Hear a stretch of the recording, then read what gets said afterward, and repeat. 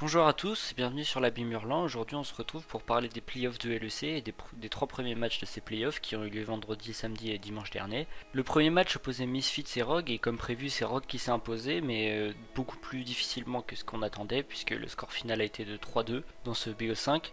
Les coéquipiers de Hansama donc, se sont qualifiés aux Worlds grâce à leur victoire. Ils sont en finale de l'arbre des winners et donc ça leur donne une qualification aux Worlds et une possibilité d'éviter les play-in.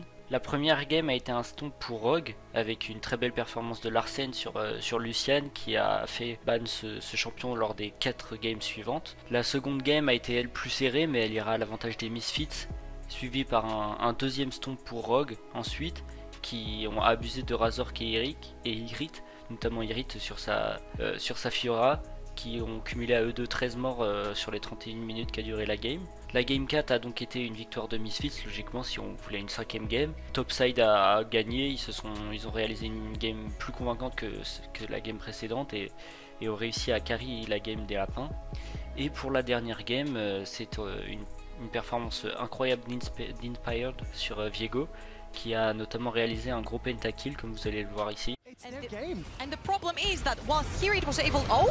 That's the dredge line. The enchanted crystal arrow comes out, but nobody's dead yet. Oda Wamne, your Gwen, snip, snip, snip, needlework, doing the job. Vizio gets out of range of the Syndra ultimate, buys some time, manages to trade his life 1 for 1. The Meganar comes back as a stopwatch comes out. Here it's going low, less than 1,000. He's taken out. Inspired needs the resets to break the hearts of all Misfits fans, but Kobe stays alive. The shield bow keeps him up. He's dead. Finally goes down. Inspired's got the reset. It's a 2v1. Looking for another. Razork's in so much trouble.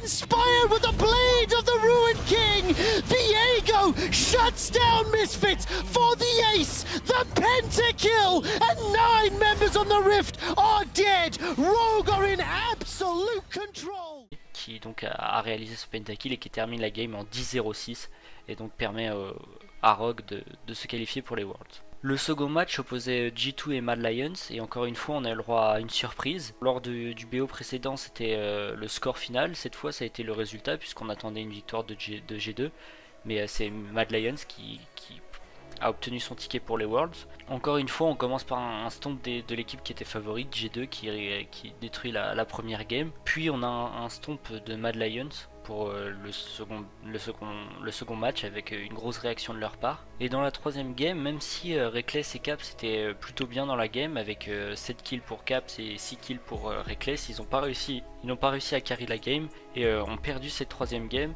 ce qui a amené le score à 2-1 pour Mad Lions et Mad Lions a clôturé ce BO dans la game 4. Ils étaient tout simplement meilleurs que G2 et ont réussi à l'emporter dans cette quatrième game sur le score de 3-1. Ils obtiennent donc leur ticket pour les Worlds et conservent donc l'espoir d'y aller sans play-in et donc c'est une très belle opportunité pour eux. Le dernier match, celui de dimanche, opposait Vitality à Fnatic. Donc là, dans la première game, c'est Vitality qui a maîtrisé son sujet et qui a détruit Fnatic. D'ailleurs, ça a sans doute fait peur aux fans de Fnatic parce qu'il y a une grosse différence de niveau et Fnatic n'était pas du tout dans son match grâce à un self-made très impressionnant.